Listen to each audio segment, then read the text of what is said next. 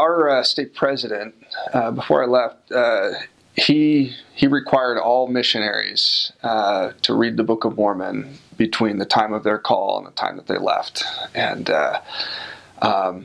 that was a really special experience for me. It was a real testimony builder. I had read the Book of Mormon a couple times before my mission, but that time specifically was very special. Like, it really solidified my testimony of the Book of Mormon and got me really excited to serve my mission. So I think that's a great habit. I think the best preparation that you can have prior to your mission is to read the Book of Mormon and gain a solid testimony of it.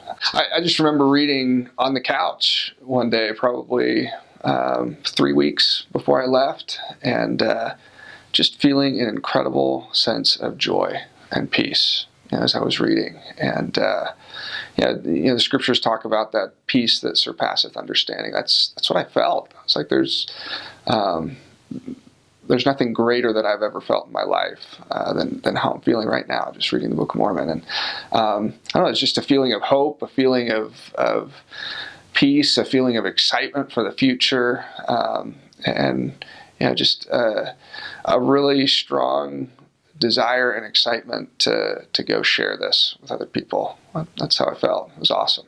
One really special experience I don't share very often, but it's had a huge impact on my life and still impacts me. I think back on it a lot, but I was probably 14 years old, and I was reading The Premortal Messiah by Bruce R. McConkie, and probably way beyond my understanding. Most of it just flew right over my head, but I remember reading a part where he's describing the preexistence, and he talks about how everybody here on the earth obeyed spiritual laws. Like, there were laws in the preexistence, and we obeyed those laws. And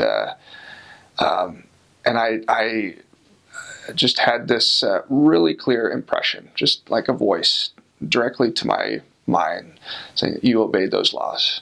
And it was really, really simple.